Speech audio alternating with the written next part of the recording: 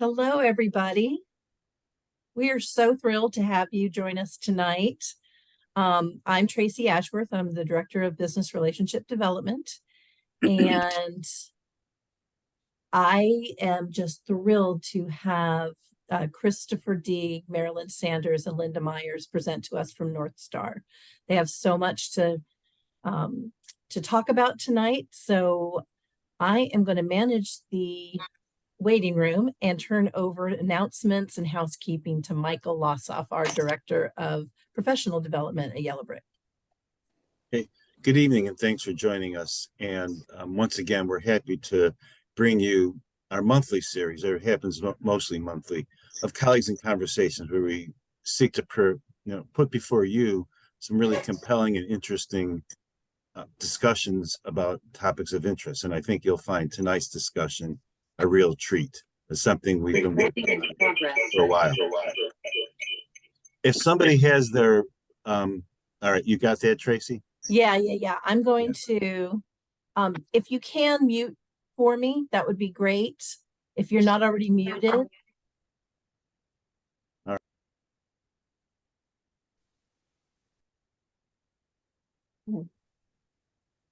He's muted. Oh dear. And if you can't find your mute button, don't worry, I'll get to it. Michael's muted, so I can't hear him either. Oh, I didn't mute Michael. Yeah, I don't know. All right. Okay. So as questions occur to you as you listen to the talks, if you write them down or send them on chat, so then we can gather them for the end of the discussion. Before I introduce the talk tonight, I just want to give you some highlights of coming attractions.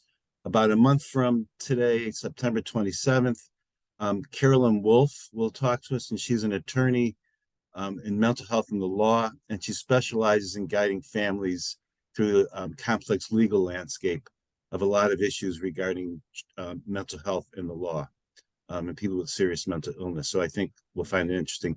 And Carolyn will be here in person. So that will be an in-person event, and we do not live stream Colleagues in Conversations, although we do live stream our annual conference, which is on November 9th here. And the title of that conference is Beyond Boundaries, Exploring the Multidimensional Landscape of Psychotherapy. And there'll be several agencies, including us, of course, Menninger, Cornerstone, Huntsman, and tell me the one in Maine. Another okay, so Cornerstone's Maine, and then also Driftwood out of Driftwood, Texas. thank you. Yes, Driftwood in Texas. And we'll all be talking about how psychotherapy in a facility which uses community as part of treatment, how psychotherapy happens not only in the office with the therapist or the psychiatrist, but also in many different treatment venues outside of the office, and how everything works together to form a community of treatment. So we hope to have you join us for that. All right, I want to introduce our speakers for tonight. I'll introduce them one by one. They're connected to North Star Consulting in New York, and they've just published a book. I think it was announced in the email announcement of tonight's event, a book about adoption, and it's the Handbook on the Clinical Treatment of Adopted Adolescents and Young Children, and it covers a lot of information that the field has been hungry for and has needed, and it hasn't been put all together in one space. So I think this is a really fantastic book, and it's a really fantastic offering to the community. Also, before I introduce the speakers, I want to acknowledge Doris Bertocchi, who is the guiding force of North Star. And Doris has all sorts of energy and has been behind us organizing this tonight and all sorts of other events. So hello, Doris. I imagine you're on tonight. All right, I want to introduce first Christopher Deeg, who's a licensed psychologist with over 35 years of experience in general practice and in working with adopted persons, families of adopted persons, and people considering on or planning adoption, and birth parents who had previously surrendered a child for adoption. Dr. Deeg has broad training in cognitive behavioral treatment approaches and completed postdoctoral training in psychoanalysis and psychoanalytic psychotherapy. He also treats and counsels couples. He provides consultation to adoption agencies. And Dr. Deeg is one of the editors of the book I just showed, and he's the author of several journal articles on the psychology of adopted person, including issues of identity formation, which he'll talk about today, as well as the psychoanalytic treatment of the adoptee. And without further ado, I'll turn it over to you, Chris. Thanks. And unmute yourself.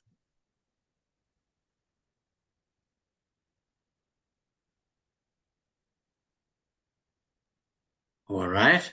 Okay. And let me share screen. Okay. All right. Hello, everyone. My name is Christopher Deeg. I'm a psychologist and psychoanalyst. I also am an adopted person.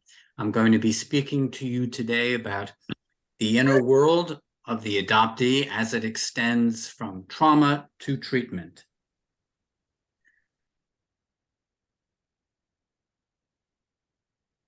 Here's a list of some of my publications in the area. As Dr. Lossoff just mentioned, the last one being the Handbook on the Clinical Treatment of Adopted Adolescents and Young Adults, of which I'm one of 3 co-editors, along with Doris Bertacci and Linda Mayers.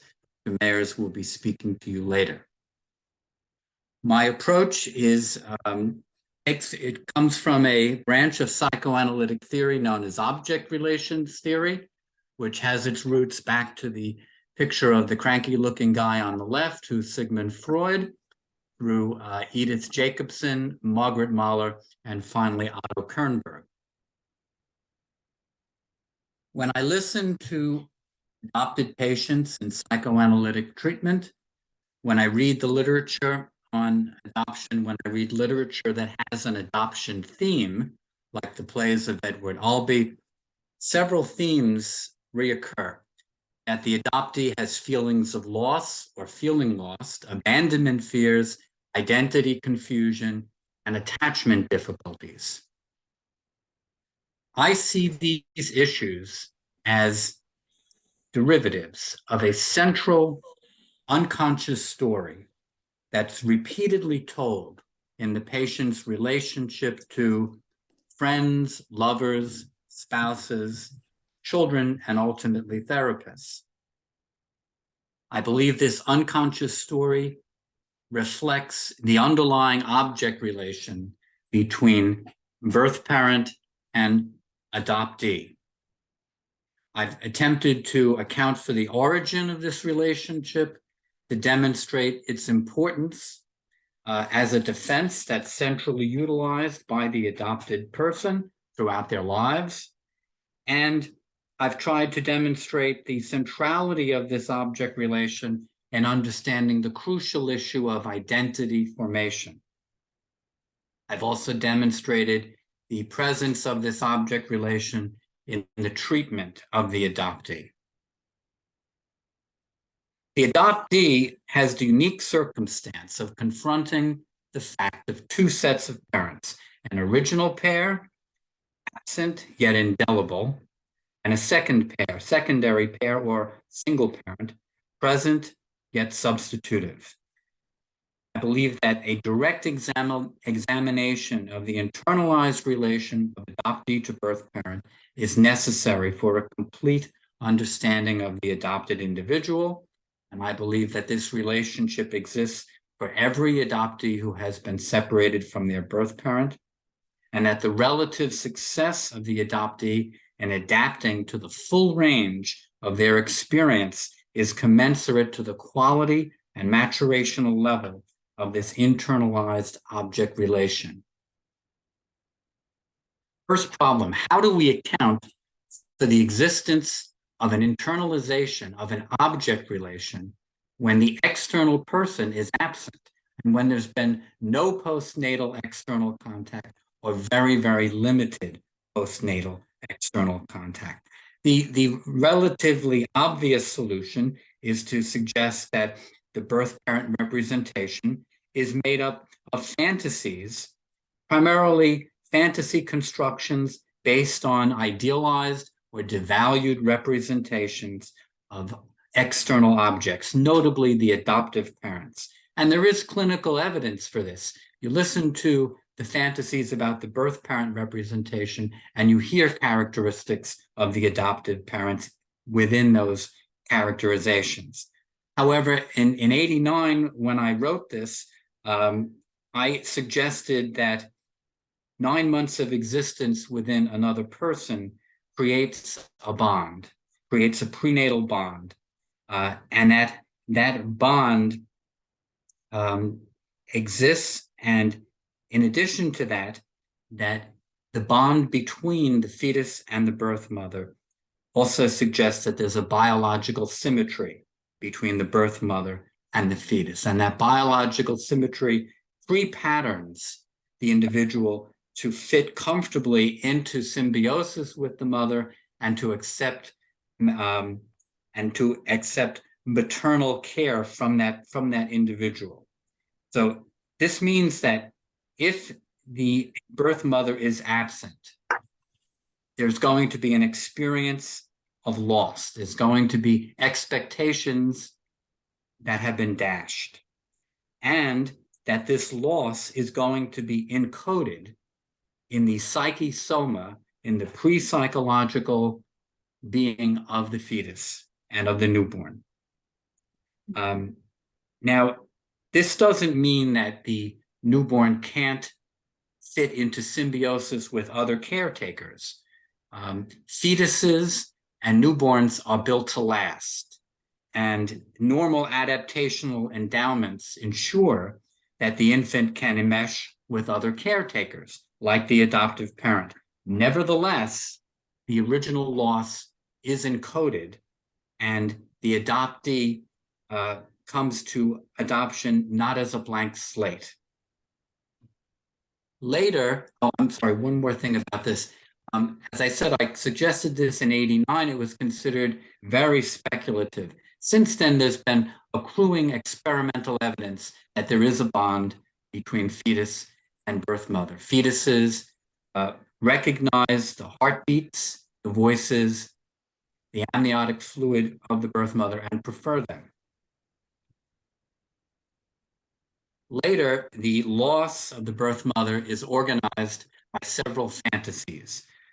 Most generally, that the birth mother is all good, idealized, and has been lost, and that reunion with her would complete the adoptee in every way imaginable, or that the birth mother is all bad, devalued, damaged. And then if that badness is internalized, the adopted self is seen as all bad, and the mother's goodness is protected. In psychoanalytic terms, the original loss results in an aggressive, all bad cathexis of the birth mother. This aggression is unneutralized. It's a very, very early form of aggression that has not yet been mixed with positive or loving feelings. So surrender creates a trauma which elicits primitive aggression. The aggression has to be defended against. Why is that? Because at this point in development, object and self are not differentiated. They are merged. They are united. So any aggression that attaches to the birth mother also attaches to the self, thereby endangering the development of both. So this experience has to be defended against. It's defended against primarily by splitting. Splitting is the most available defense mechanism that's there at that time in early development. This is why adopted persons are sometimes misdiagnosed as having a borderline personality organization. That's because when the relationship to the internalized birth mother representation is examined, the presence of splitting is evident. However, in adoptees with borderline personality organization, splitting is a defense mechanism for their personality in general. It's the result of a weak ego, and it continues to impede ego development. For the non-borderline adoptive person, splitting is the currency in the realm of the adopted and self-biological parent representation, but not elsewhere. I've described at least 6 defensive functions of the birth mother representation. I'm not going to go into that this evening, but I just want to say that the use of the birth mother representation in defenses satisfies 2 needs for the adoptee simultaneously. First, it protects the relationship to the adoptive parent. So aspects of the adoptive parent's personality that elicit anxiety are displaced or projected into the representation of the birth mother, thereby preserving the representation of the adoptive parent. Secondly, because of that process of displacement and projection, the object relation of the birth mother acquires content. And this is something that all adoptees yearn for. It's very, very difficult to have a representation that feels empty. I'm going to turn now toward the issue of identity formation. I'm trying to explain the clinical fact that the question of identity, who am I, is prevalent in the case material of the adoptee. The psychoanalytic study of identity formation points to the centrality of the mother in early development, both as a facilitator of maturational processes and as someone who's initially fused with the infant, both psychologically and physically. So who am I is half of the self-object dyad, who is my mother? The two go together. Identity formation can be seen as a process of separation of self and object images under the preponderance of libido, good feeling, some negative feeling as well, but overall good feeling. Self and object representations then later coalesce into more complex superordinate representations, which ultimately are able to be imbued with both love and hate. Identity, in Jacobson's view, often lags in the self-mother-object relation. This is because of the primacy of the mother and the initial union of self and mother. And non-adopted people experience this as well when they visit their parents on the weekend and report that their sense of identity somehow became altered during that visit. They did not feel like the adult self that they normally feel.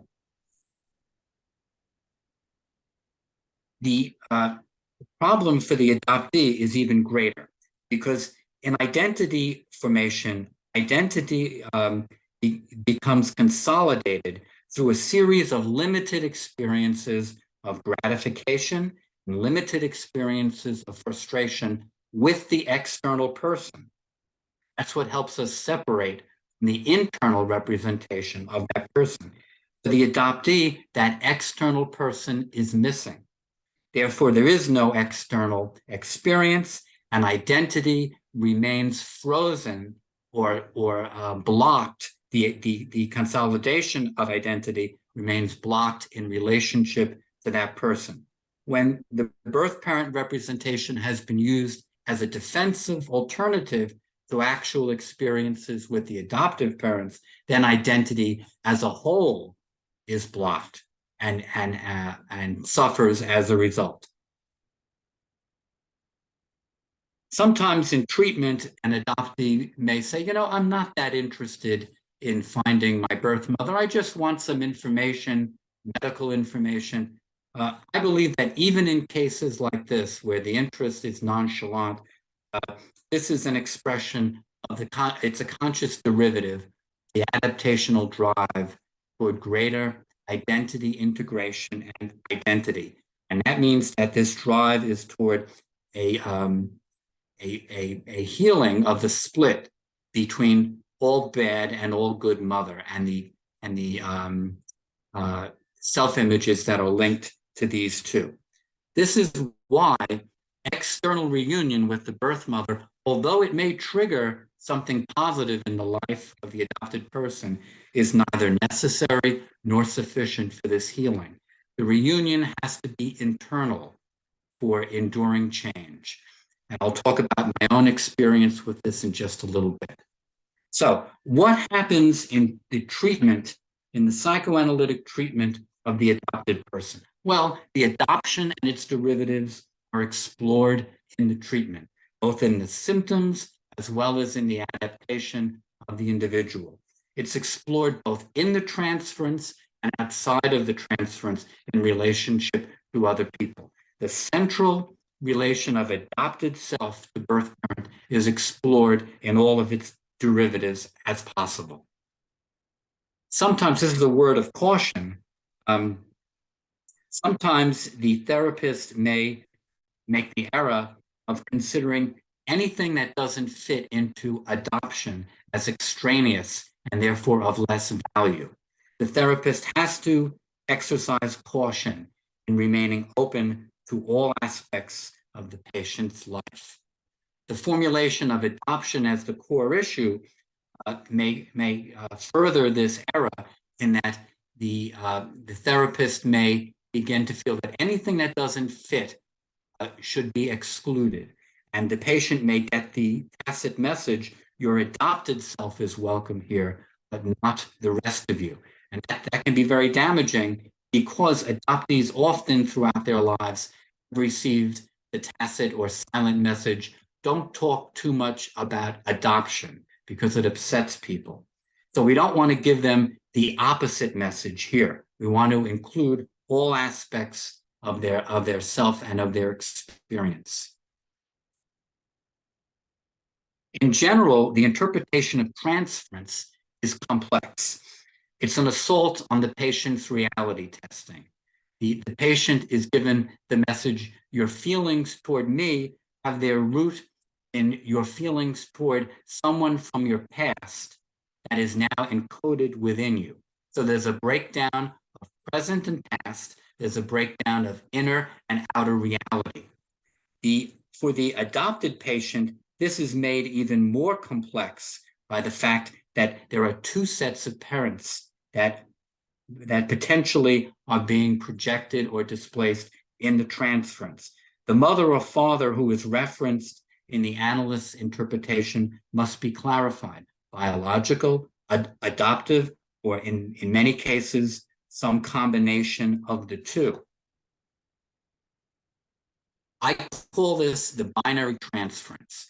Binary transference refers to the representation of the birth parent, of the adoptive parents, and the combination of both sets. As much as possible, the therapist carefully attempts to construct an accurate representation of the adoptive parents. However, as I mentioned earlier, aspects of the adoptive parents have been projected into the representation of the birth parent. This makes this very complicated. And in addition to that, the early pre-psychological encoding of the loss of the birth parent that I spoke about earlier is also a part of the binary transference. And that aspect of the transference is often expressed non-verbally, through affect, through emotion, which can be picked up sometimes in the countertransference through affect. Transference in general is not just an intellectual process. It involves feeling. Oftentimes the therapist is captured or captivated by the transference. This is especially true when we're talking about transferences that have to do with very, very early places in development. As the binary transference is analyzed, the adoptee is forced to further accept the limitations imposed on them by the original surrender. For the non-adopted patient, when discussing transference, they can compare what they're feeling to the therapist to what they felt to their parents throughout their lives, and they have memories of these interactions. Not so with an adopted patient. There are no memories of the birth parent when there's been a separation early on. So this leads the adoptee to mourn the fact that this information and these experiences are not available to them. And that mourning may well trigger a general mourning for the lost object, for the birth parent. that general mourning has to be welcomed into the treatment.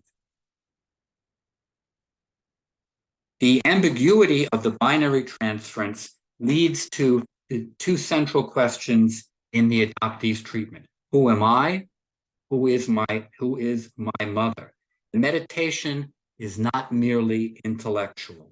The absence of real postnatal experience with the birth parent deprives the adoptee of actual visceral memories or early exchanges between the self and the mother, which for the non-adopted patient reference and demarcate and imbue the self with content.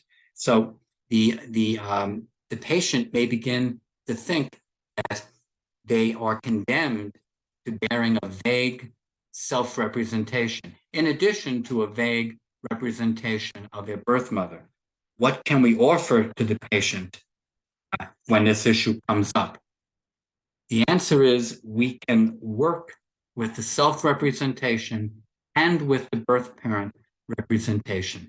To do this, I believe the therapist has to overcome a bias that's imported from Western thought, which is that the self, well, it's two parts, that the self is somehow closer to experience than the object, because in Western thought, after all, there's a real self underlying the self representations, and that secondly, the object representation has to be based on a real object, on an external object.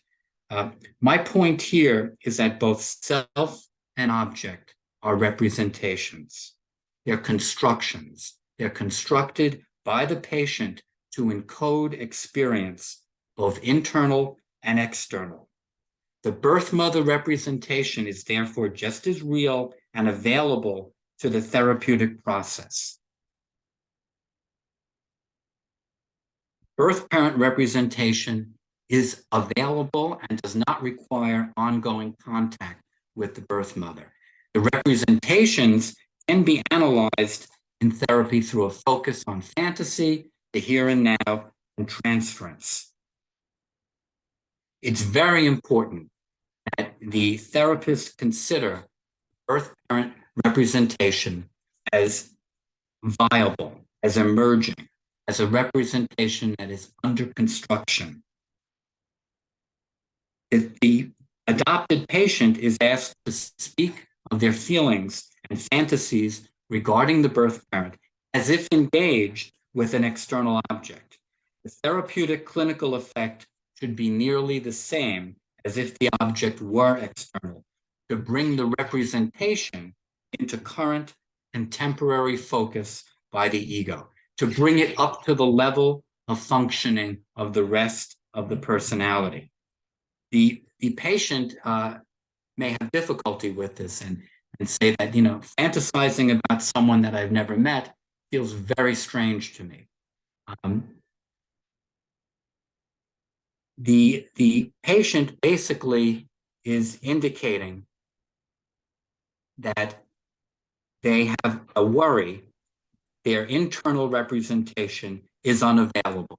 If they know that the birth mother is in fact deceased, or is if they feel that the birth mother is forever absent, they may feel that the representation is empty. In addition, the resistance of the patient may be saying at this point, look, I'm not going to entertain an examination of my feelings and thoughts about someone unless they're real and consider me real. I'm not going to examine my feelings about someone who abandoned or rejected me. So when the patient says, I don't really have any fantasies about my birth mother, usually that's a sign that there are underlying conflictual feelings about the birth parent. And that an examination of these feelings will lead to increased feelings of vulnerability and reabandonment. As the Amen. I'm not sure where that came from. As the birth parent representation is analyzed, the patient's self-representation corresponding to the question, who am I, is also analyzed and brought into the therapy. The image of the adoptive self ultimately is coalesced or joined to the self-representation as a whole, which is made up of all self-representations. And as a result, identity formation is supported. The patient feels that the adopted self is now a part of who they are, and that they have ongoing access to it as a source of personal meaning and identity. The patient who has all good fantasies about their birth parent may have a resistance at this point. They don't want this all good image of their birth mother to be analyzed away. Maybe the only link that they have to the birth mother, they want to hold on to it. They have to be reassured that fantasies of the patient, of the birth parent, are not eradicated. The original script or narrative is uncovered, fully explicated, and that original script is shown to be one version among many, with all of their associated self-representations, feelings, thoughts, and values. So the adoptee gains a widening range of fantasy material and a more complex, fuller sense of identity. Sometimes as treatment ends, the transference coalesces into several themes, such as the adoptee is surrendered, adopted, rescued, abandoned, reunited, all of which have corresponding countertransferential themes as well. When the interpretation of the overall transference occurs, the therapist has to be careful to emphasize the collaborative nature of the work. The adoptee's fears of abandonment are elevated when it's an all-knowing therapist who hands down from on high information about their inner life. Instead, the therapist works in combination with the patient, in cooperation with the patient, to construct a new view of their inner reality. Sometimes as the therapy ends, or even if it's sometimes during the course of the therapy, an adopted patient begins a search for the actual birth parent. And that can lead to a resistance, and that the patient becomes impatient with talking and fantasizing. They're basically saying, you've been very helpful, but I'm ready for something outside of this now. I'm ready for the real thing. I've had enough substitution, adoption, give me the real thing. In this case, oftentimes the transference is that the therapist becomes the adoptive patient, the adopted parent. Just to let you know, I don't just talk the talk, I walk the walk.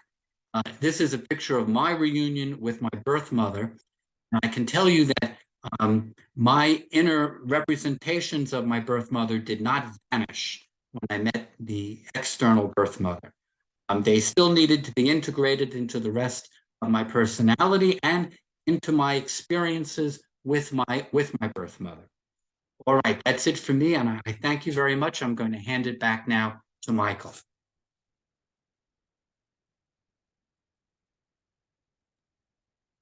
All right, thanks, Chris. You distilled a lot of really complex and nuanced dynamics into a really, concise presentation that's really appreciated. Thank you.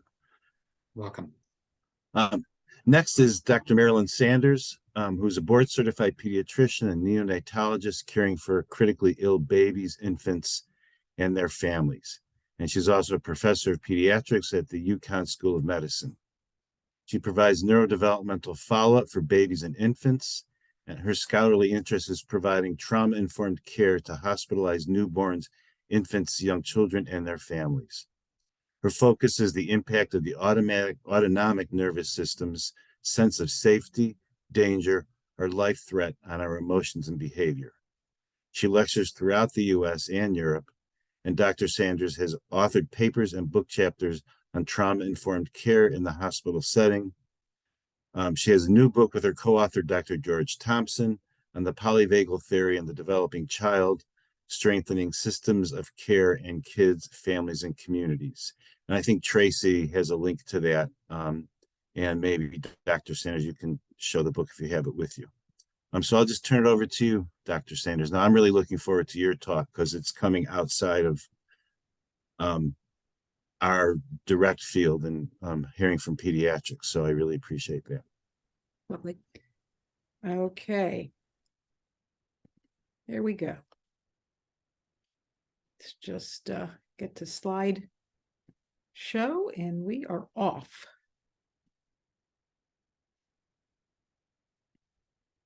Okay. As Michael mentioned, I am a pediatrician and neonatologist. I have had a 35-year career taking care of a combination of normal, typical newborns and babies of all levels of severity and criticality, along with their families. It's given me a long time to think about parent-infant relationships, and I have, because of the nature of my career, had to witness many what I would call violations of biological expectancies. So I am very new to thinking about adoption. This came about actually when I was giving a talk that Linda Mayers happened to hear for Confer with Fran Summer Anderson and a former patient of hers who is an adoptee. And the more that I've thought about it, the more interesting it has become to me, because as opposed to many of the separations that I see, and I'll talk about this a little later in my presentation, I think we have some true opportunities to improve the experience of adopted persons, birth mothers, and adoptive parents. So with that said, my only disclosure is that I am a published author of W.W. Norton and Company. And in this portion of the talk, I'll be thinking a lot about the neurobiologic nature of the relationship between birth mother and her newborn. As Chris was talking, I was actually furiously taking notes because I can see so many parallels and analogies and metaphors that potentially arise between the type of separation that I may see for very different reasons and the experience of the adopted person. So as we move through my portion of the presentation, my number of years as a pediatrician neonatologist has certainly confirmed my own conviction that the eco-niche for the human infant is the caregiver, and that early unrepaired separation of the human infant from the caregiver is an adverse experience of childhood. And for those of you who are mental health clinicians who actually care for individuals who are adopted, I think that we can imagine together how being whisked away from your mother at a very early stage could potentially have dramatic implications. So Thupten Jinpa, the Buddhist monk, reminds us that we are born at the mercy of someone else's care. We grew up and we survived into adulthood because we received care from others. So we start by talking about what are the evolutionarily based biological expectancies of the newborn and young infant. They expect the emotional and physical proximity of their caregivers. They expect their caregivers to be sensitive and attuned to their needs. They expect to engage in serve and return, contingent responsiveness, and over time, the social engagement that they have with their caregivers leads to social connectedness. And when I use the term social connectedness, I mean it in a very specific way. And I mean social connectedness as defined by Stephen Porges, the neuroscientist who is the originator of the polyvagal theory. And he defines social connectedness as the ability to mutually, in other words, synchronously and reciprocally, regulate physiological and behavioral state. So we think a lot in this world about regulating behavioral state, but we think a lot less about physiologic regulation of state. Social engagement leading to social connectedness is absolutely a biological imperative for infant mammals. They are dependent for prolonged periods of time. So whether you are a chimpanzee, a lion cub, a golden retriever, or a human newborn, you simply must have a connection to adult caregivers to survive. Now, when we think about the fetal environment, we know that in a typical pregnancy, the fetal environment does a good job of meeting the evolutionary environmental expectations. So we know that the uterus itself has the uterine wall and the amniotic fluid, which essentially contain and support the fetus. And we know that the placenta provides nourishment for the fetus and also protects the fetus against stress. And as I was listening to Chris speak, I wrote down, for example, 9 months of existence within another person creates a bond, a biological symmetry, a pre-patterning that allows that individual to accept maternal care. So this is that pre-psychological environment that the fetus is essentially bathed in. The placenta, of course, both nourishes the fetus and protects from the neurobiology of stress. So the pregnant woman, of course, makes cortisol, and cortisol crosses the placental barrier to the infant fetal circulation. But nature is actually very smart. And in the fetus, there is an active enzyme called 11-beta-hydroxysteroid dehydrogenase 2, that is a mouthful, that inactivates cortisol and turns it into cortisone, which is not metabolically active, thus buffering the fetus. Interestingly, as the pregnancy proceeds toward term, this enzyme actually decreases in its action, thus allowing the fetus to have enough cortisol to be able to buffer the fetus against the stress of labor and delivery.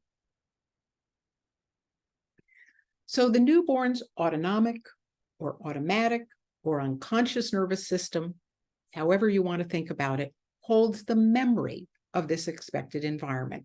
And that is essentially the biological symmetry or pre-patterning that Chris was referring to. So we know from research that has been done in the last 20 to 30 years that the fetus prefers the biological mother's heartbeat and voice, a nursery rhyme sung by her mother.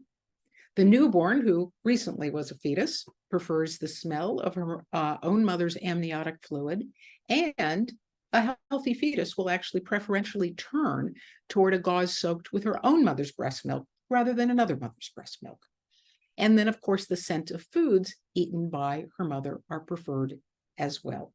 So for 9 months, or in my case, unfortunately, many times less than 9 months in my population, but for a typical pregnancy, for 9 months, this is the environment in which the fetus has lived and in most situations thrived.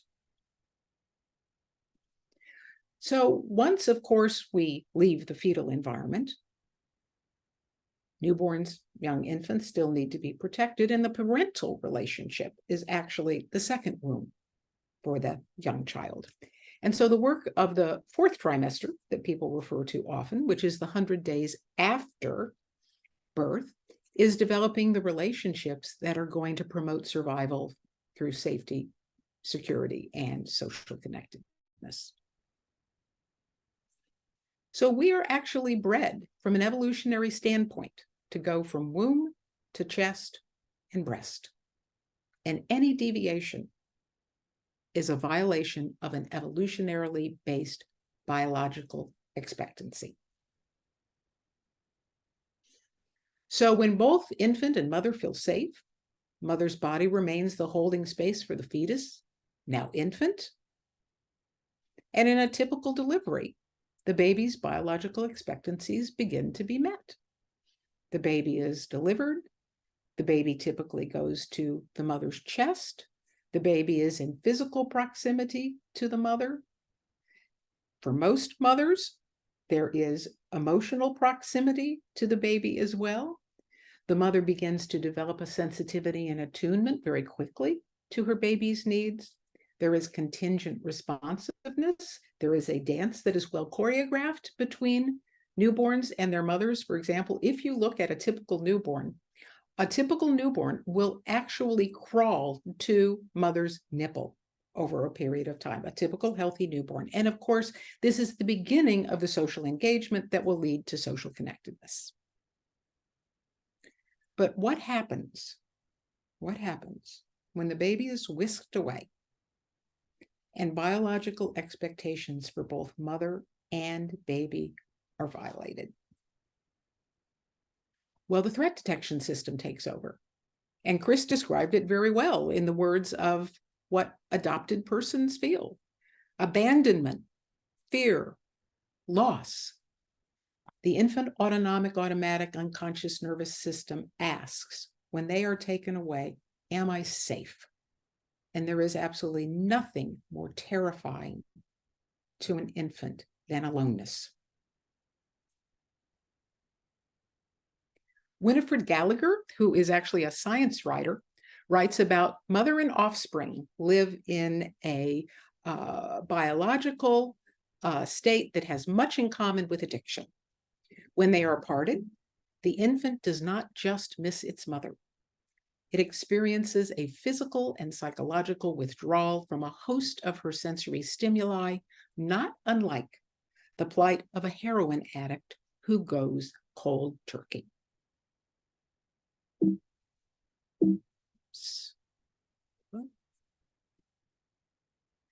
So many of you have probably seen this video.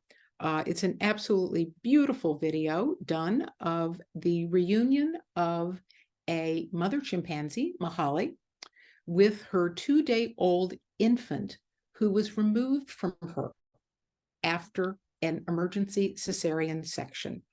And if seeing is believing, this is, I think, a great example.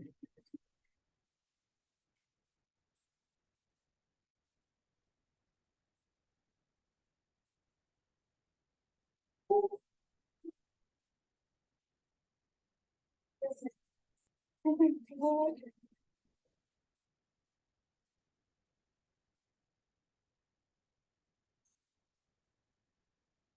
Good job, Mahali. What a good girl. So, whoops, I didn't mean to do that. Pardon me. So, as Mahali has shown us, that baby is her drug. And that drug was removed from her. And once she has that baby back in her arms, her need is met and the baby's need is met. So what we can say from that basically is that the impact of maternal-infant separation is the result for both of them of an absence or withdrawal of maternal regulation on infant arousal, and likewise the impact of the infant on maternal state.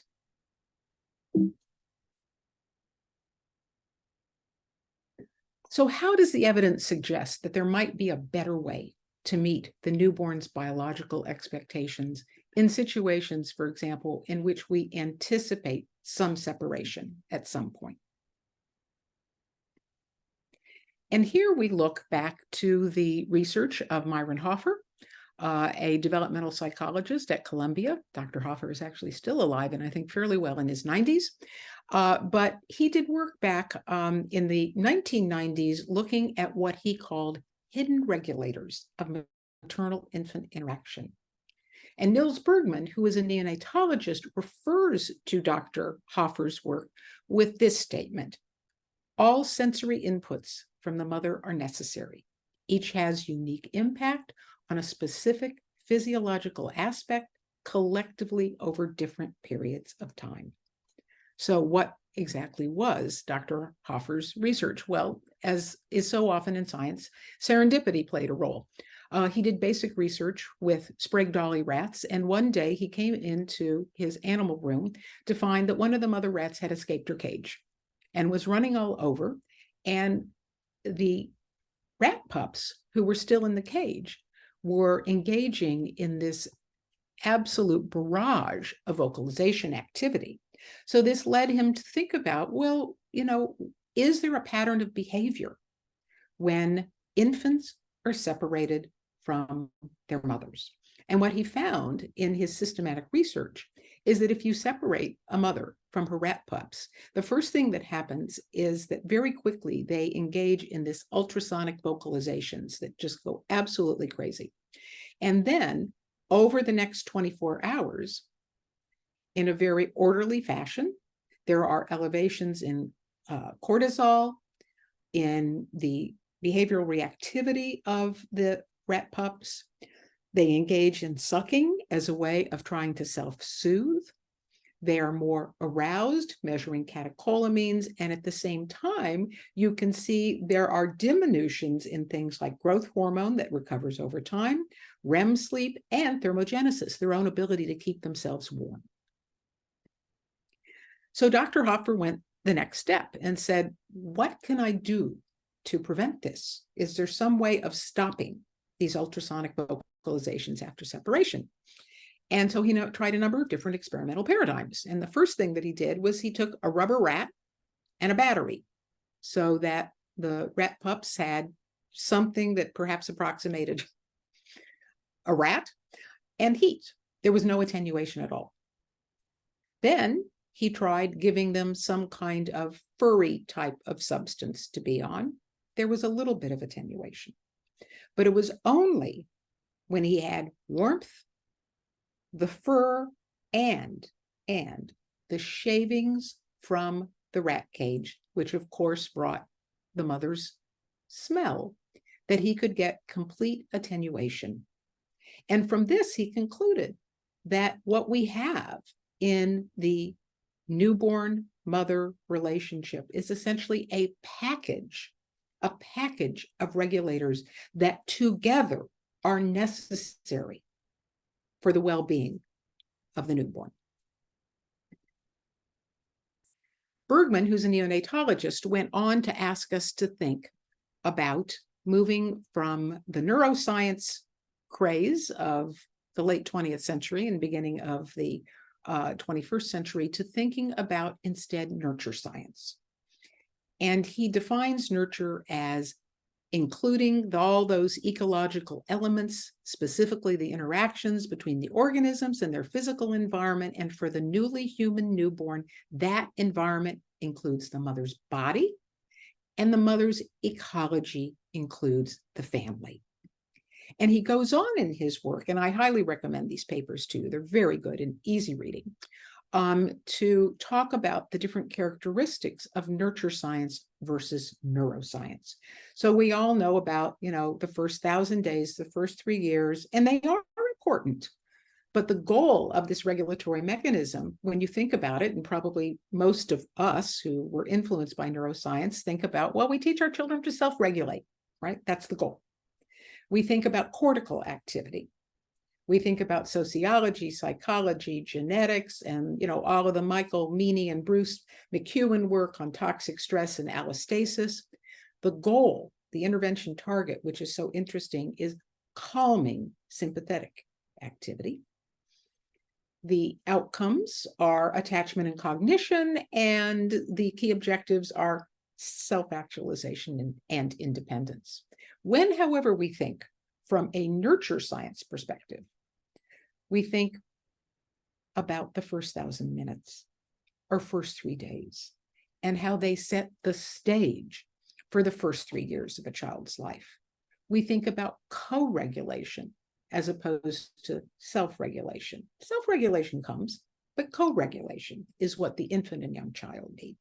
We think about the autonomic or unconscious nervous system as primary. And again, thinking about Chris's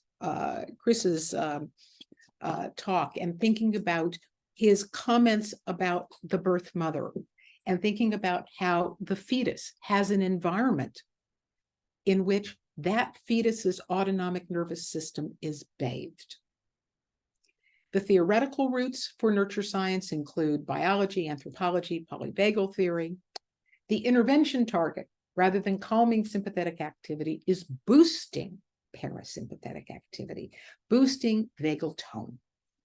The key outcomes become emotional connection and resilience, and the key objectives become relational health and interdependence. So if we think about this paradigm in terms of the newborn and mother, we can imagine that at birth, all of these things that in typical pregnancies, typical deliveries, babies, mothers, and extended family often experience, we can imagine the beginning of a co-regulatory environment that sensitizes the mother, helps the baby feel attuned, begins to develop an emotional connection, leading to resilience, wellness, and health, as opposed to the separation paradigm, which is instead represented by toxic stress, disconnected parenting, disordered attachment, vulnerability, and disease.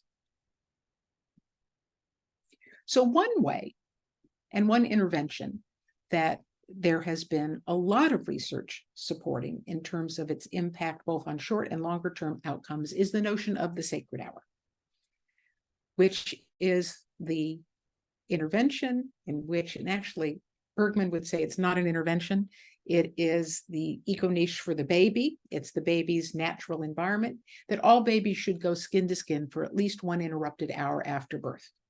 You don't need to weigh them. You don't need to examine them. You don't need to give them vitamin K. You don't need to give them erythromycin in their eyes. 1 hour, 1 hour on the mother's chest.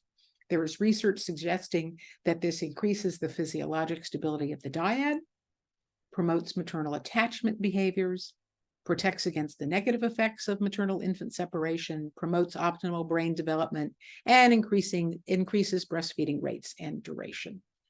So as I come to a close, and as I think about the discussion tonight, what I would ask people to think about is it's the baby. This is all about the baby. And unfortunately, in the adoption industry, there has been too much thought about, from my perspective, I have to say, from my perspective, too much thought about needs of adults and too little thought about needs of the fetus, now newborn.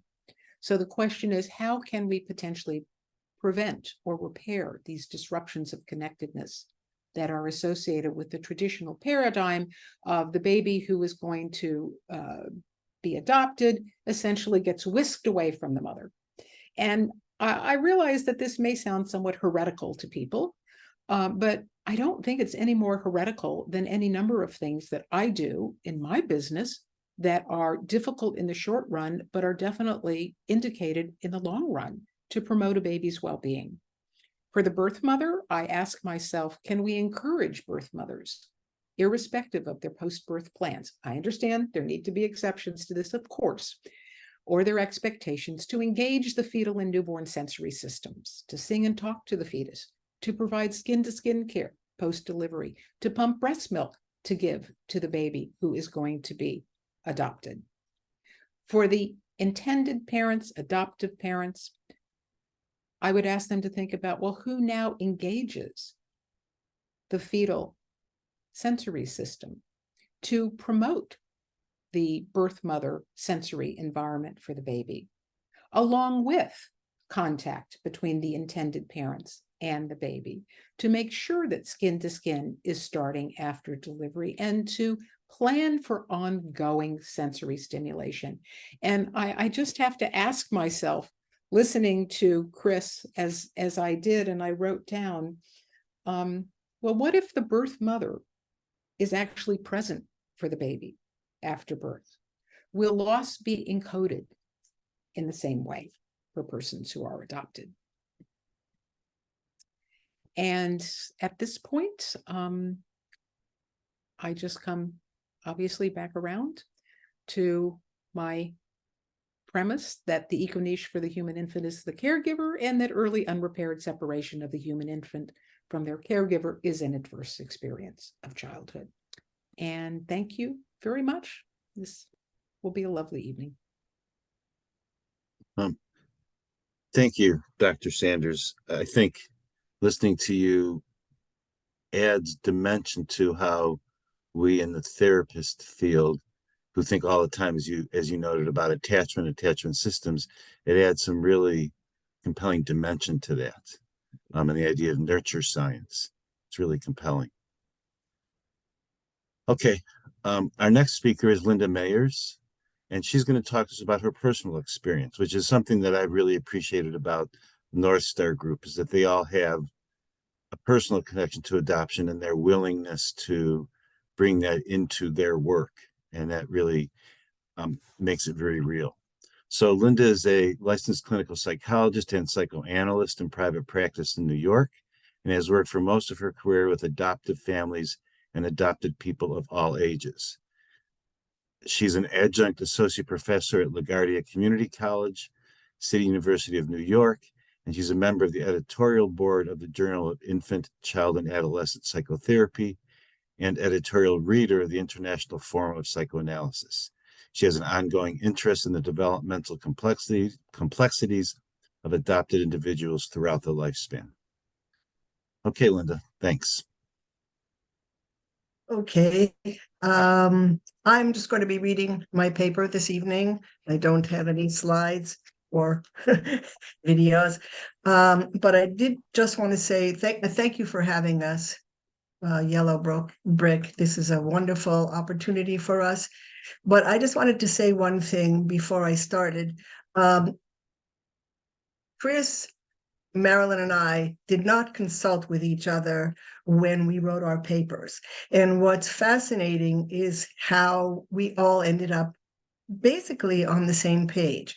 So although this may be a little bit repetitive, my experience is from the point of view of being an adoptive mother, as well as being a trained psychologist, psychoanalyst. So hopefully I put together what Chris was saying and what Marilyn was saying. Okay. Initially, I had thought I would review with you how the changes in psychoanalytic theory over the past 3 decades have impacted parenting practices. But then I realized that I had bitten off more than I could chew. So instead, I will briefly synthesize how classical Freudian theory, current attachment theory, and affective neuroscience are related both to my parenting experience as an adoptive mother and to my being a psychologist, psychoanalyst. When I was adopting my son 34 years ago, the field of adoption was changing. Since the 1990s, information about the birth parents was not necessarily concealed, as in closed adoptions, but increasingly adoptions were open, meaning there could be an ongoing exchange of information between the birth parents and the adoptive family. In some cases, the birth parents themselves could choose the adoptive parents, perhaps from an ad in the paper, or perhaps through an adoption agency or a lawyer. This might then lead to an in-person meeting and the making of a deal between the parents that would become an integral part of the life of the adopted child. I was not given the choice of meeting the birth parents in person. I had to set up a private adoption phone line for all communication. However, ultimately, I was given the extraordinary opportunity of being present at the birth of my son, who was handed directly to me immediately after birth. The attending obstetrician felt that this would help in the transition for both the newborn and all the parents. From what we know now about attachment theory and affective neuroscience, he was ahead of his time. From the time I was 30 years old, I knew that pregnancy was not an option for me, and that if I wanted to have a child, I would have to adopt one. I had a lot of time to think about parenting and my concerns about being a parent. At that time, though, there were few books for adoptive parents or adopted children, because the adoption culture minimized differences between the adopted child and those not adopted. There was a reason for this, namely that the adoption culture wanted to simplify the process in order to ease the transition without regard to complications for either the birth mother or the child. This, by the way, is an example of the larger context of the adoption culture that directly impacts the development of the adopted person and that the mental health field sometimes tends to ignore. I grew up at the time when, even for the layperson, Freudian theory was still the prevailing theory that informed early child development, particularly the ideas of infantile sexuality and the 5 stages of psychosexual development. What many of us forget, and is important to remember, however, is that for Freud, all experience is embodied. He always recognized the importance of healthy attachment as a critical variable in development, noting that infantile sexuality emphasized the body as the earliest means of emotional regulation. I had the following questions in my mind as I was planning to adopt. Would I give my child too much oral satisfaction or too little? Would I be too strict about my baby's toilet training and create a child who was prone to obsessive compulsive behavior, or too lax, creating a child who would often be messy or late? How might my child negotiate the Oedipal period? Would they be overly critical and have a punitive super ego, or would they be a person who often didn't follow rules? Would it be different if my child were a girl or boy? And moreover, how would being a parent of an adopted child be different from being the parent of a child I had given birth to? Or would it be different at all? By the time I was about to adopt, however, Freudian theory was no longer the prevailing theory in psychoanalysis. The more I became educated, the more I thought about this, I felt that something was missing. I realized that the evolving theories of early child development that followed Freud took a great deal for granted. In the experience of the newborn infant and throughout the early months of life, the theoretical literature that followed Freud, for example, Winnicott, Fairbairn, Mahler, Klein, Anna Freud, Edith Jacobson, always assumed that the reference to mother was to the child's biological mother. There was no reference to any other possibility. Erik Erikson expanded the notion of development from Freud's 5 stages of psychosexual development to 8 stages of psychosocial development, from birth to death. The social part of this reflected the realization that the human infant is completely dependent upon direct and sustained contact with at least one other human who is consistent, dependable, and responsive. Erikson called his first stage basic trust versus mistrust. Yet for the baby destined for adoption, aside from any medical emergency, their first developmental crisis is betrayed trust and an experience of loss, or more dramatically, amputation of the birth mother, whenever that occurs, at birth, a month later, several months later, or even a year or more later. This raises the question of what happens to basic trust, which we have been told is an inherent or instinctively driven experience when the neurobiological dependency is severed. The emphasis here is that loss, and in the cases that we know of, anticipated loss, is a key or fundamental psychological factor in the earliest experience of a child destined for adoption. This fact must be in the mind of any clinician treating an adopted patient, and also the fact that the loss and any subsequent profound losses are not forgotten. How can basic trust be established if their early experience is that of people just disappear?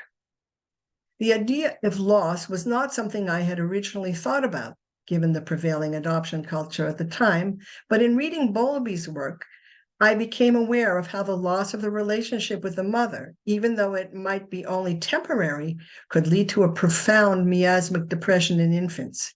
Later, Steve Nickman, who was one of our authors, was the first to emphasize the significance of loss in the development of the adopted child.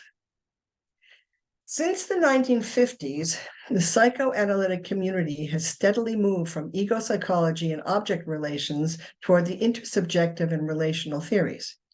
The conceptual framework has shifted from fantasy to real-life relationships.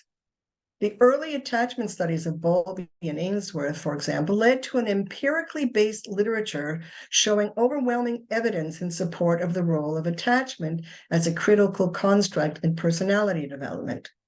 These findings supported the conviction that human infants are primarily object-seeking. Knowing about the work of Spitz, Winnicott, Bowlby, Ainsworth, and others, my concern became, how could my child form a secure attachment to me as early as possible, since I was not his birth mother? As Marilyn has noted, we know a lot more about prenatal fetal development now than we did 34 years ago. Since I was in constant phone contact with my son's birth mother from the time she was 5 months pregnant, and I knew that she would be giving birth to a boy, I felt intuitively that I should connect with my son-to-be in some way while he was in utero.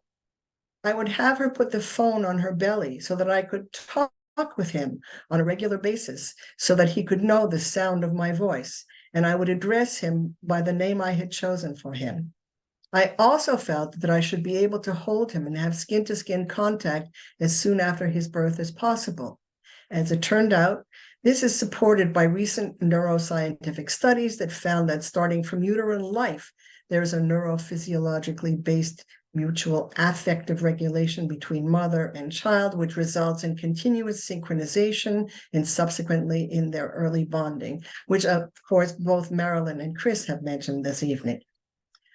In her paper, Ornella Piccini, an Italian psychologist, note that starting from conception and during pregnancy and childbirth, specific neurophysiological processes with specific hormonal balance allow the release of simultaneous neurotransmitters in order to activate synchronous behavioral patterns between the mother and the child. From an evolutionary perspective, these processes serve to guarantee the best possible care for a child's adaptation, a baby's adaptation.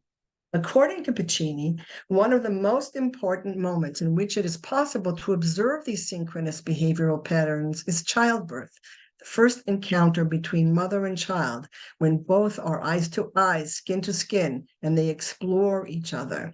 This moment is a continuation of the in utero attachment and seals a connection.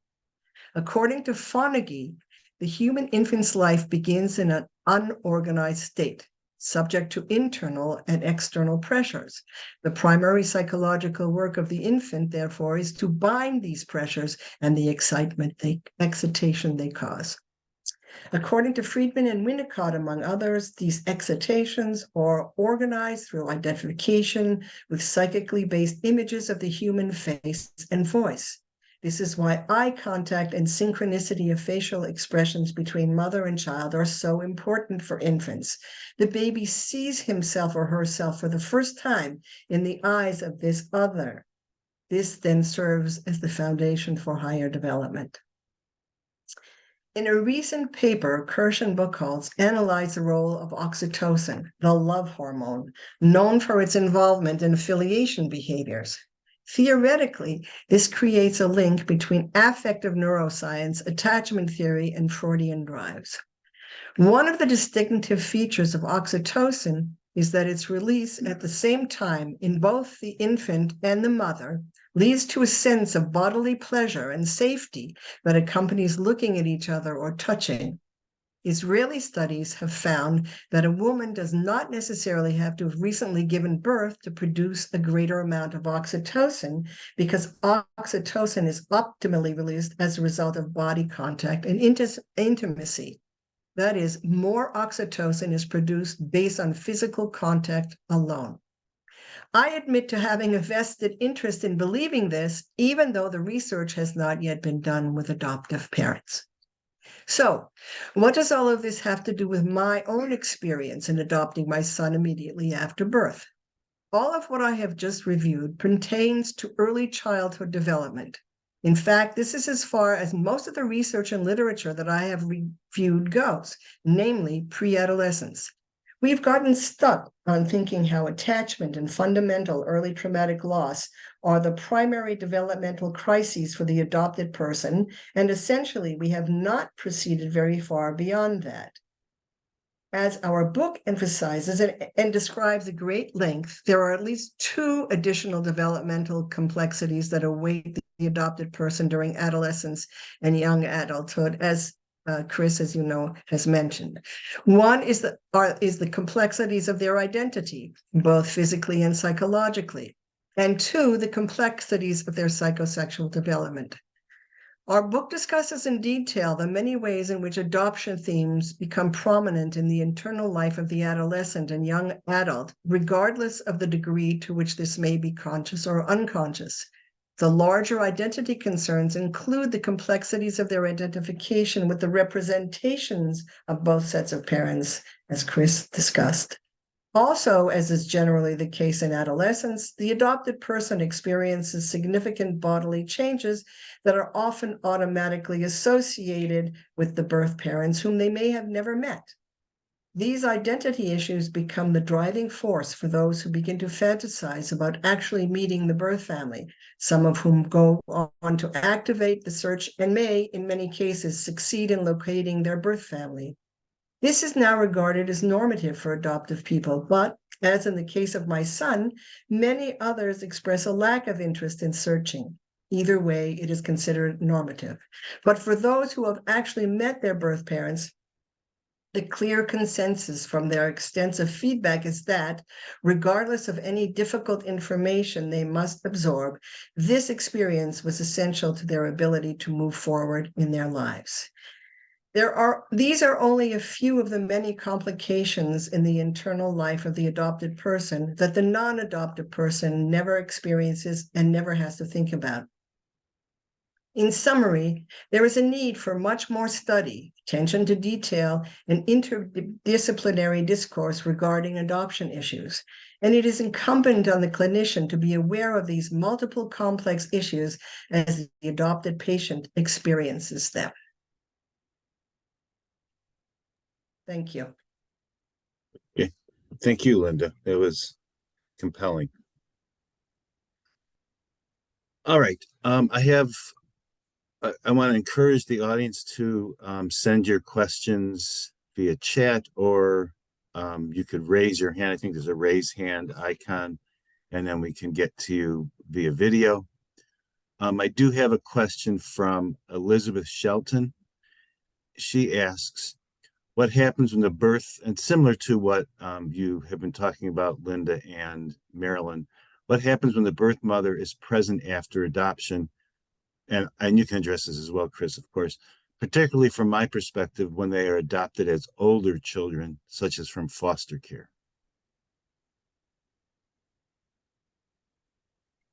That becomes a whole different question.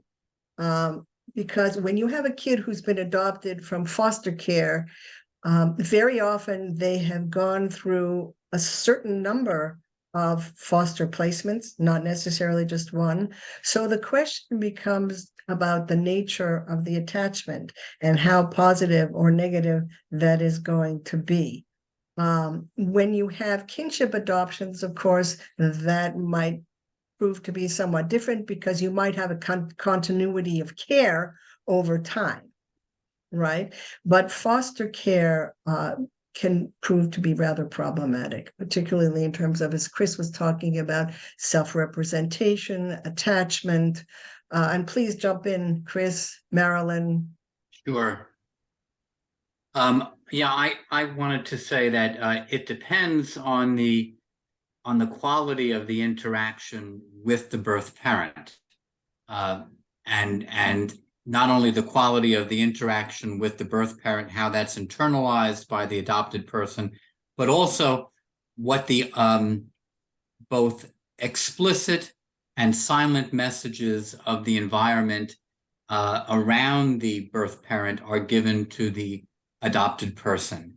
Is everyone on board? Is there any tension that could be perceived by the adopted person between the birth parent and anyone else, such as the adoptive parent or anyone else who's involved in the care?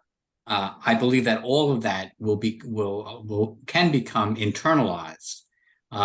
The other thing to stress is that regardless of the presence of the birth mother, the overall atmosphere has to be one of permissiveness for the adoptee to express their feelings, to express their thoughts, and to ask every question that comes to their mind. That's all I have to say about that.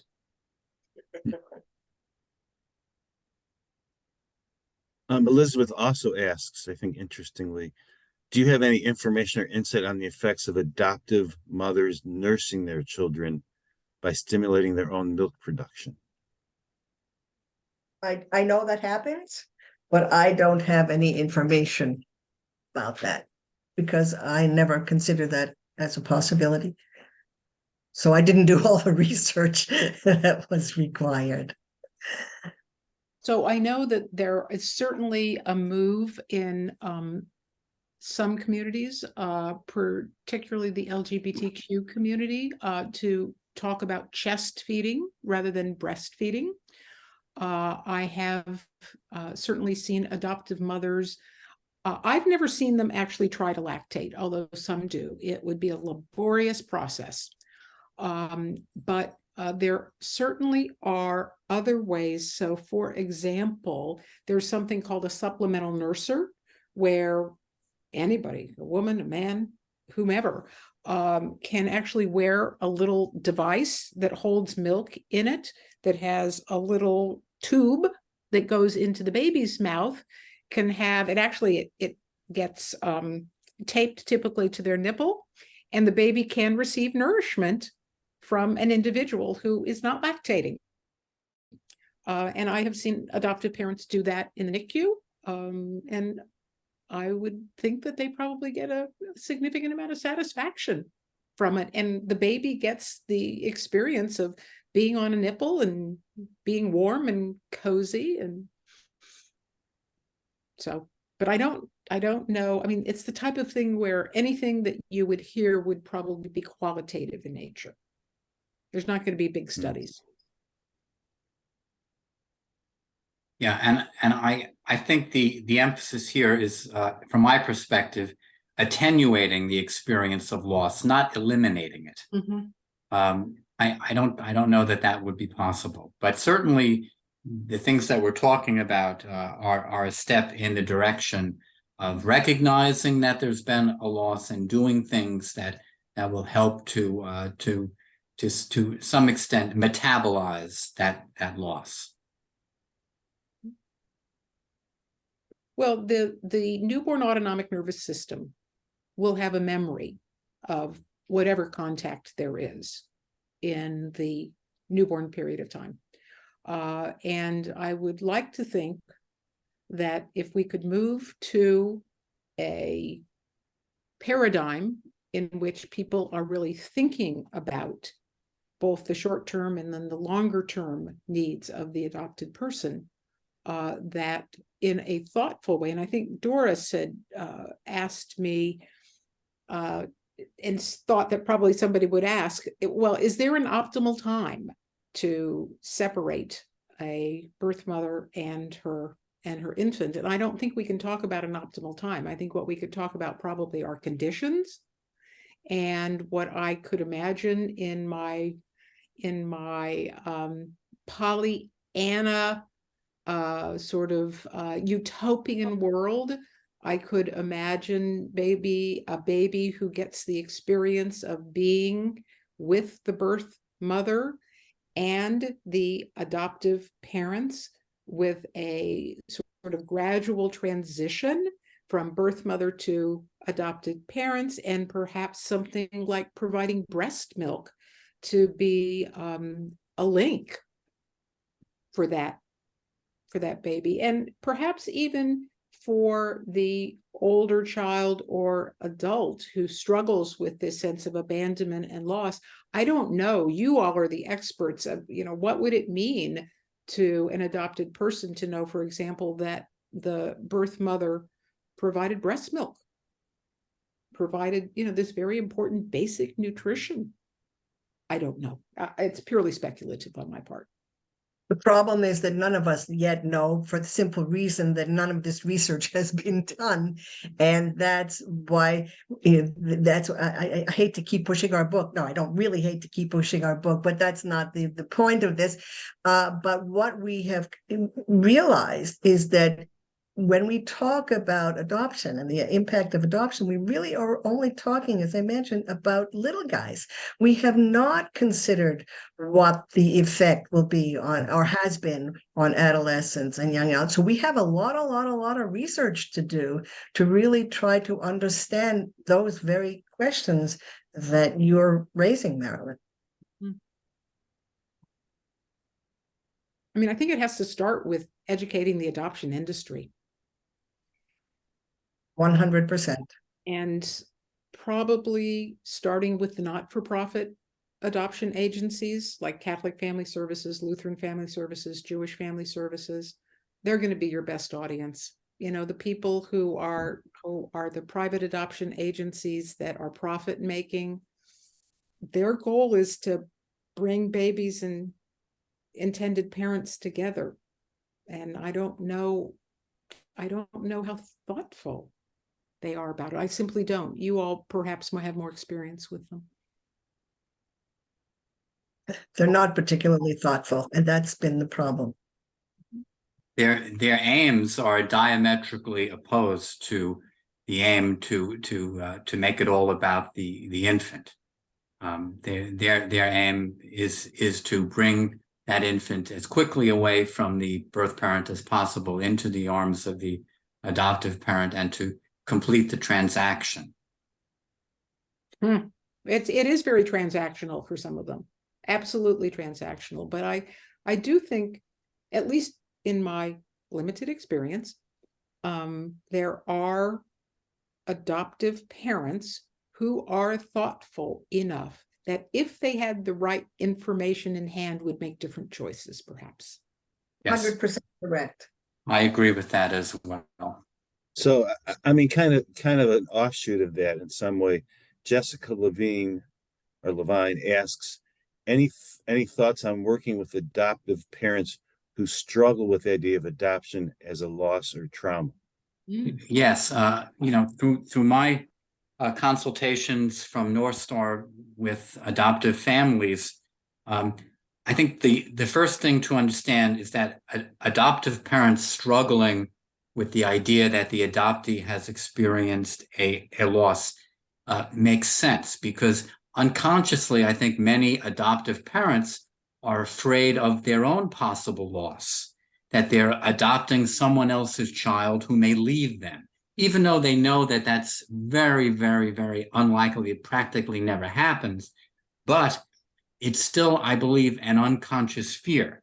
And most of the adoptive parents that I've worked with, they didn't have the benefit of Linda's training and education, but most of them were in some ways resistant to the idea that this little baby that they adopted was coming to them with an encoding of loss.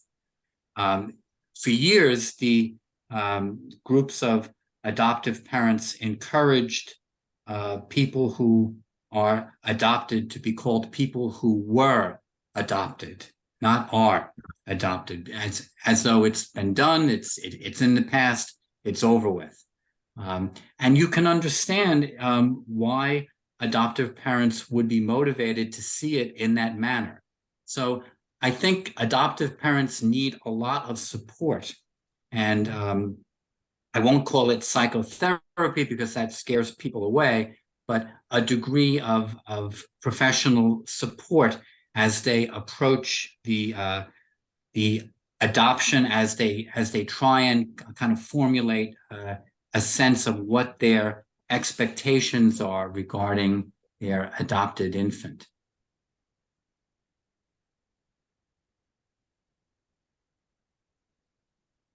What thoughts do you have about, for therapists or for other practitioners in your field, Marilyn, about working with advising parents or helping parents, or in the case of a psychotherapy, incorporating the parents into the psychotherapy, the adoptive parents?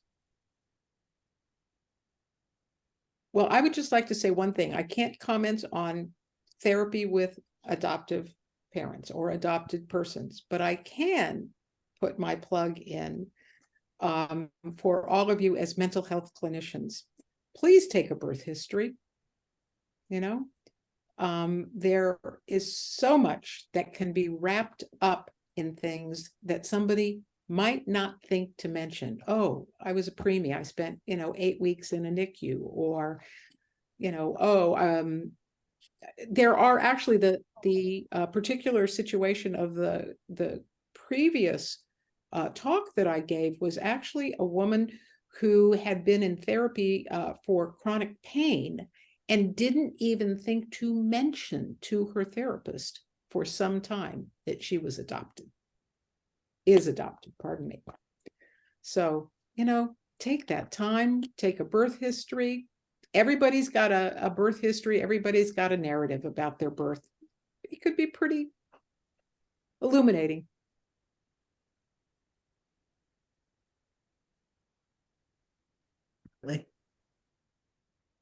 All right. It's about time to wrap up. I want to put in one last plug for the North Star Group's book, because it lays out the universe of, or a universe of variables and factors to consider as clinicians, also as lay people, to consider when thinking about or working with people who are adopted, and things that may not have been thought about ahead of time. I know that in Yellowbrick, we don't currently right now, we had at one point several of our patients who were adopted, and the work with North Star really helped us out to understand, again, the universe of factors that are involved, the universe of variables. And also, of course, putting a plug for your book, Dr. Shin. I think polyvagal theory is where all the action is. All right. Thank you. Good night. Thank Good you night. very much. Have a good Labor Day weekend. Thank Thank you. you. Bye. Thanks, everybody. Have a great holiday. And thank you, North Star. Thank you.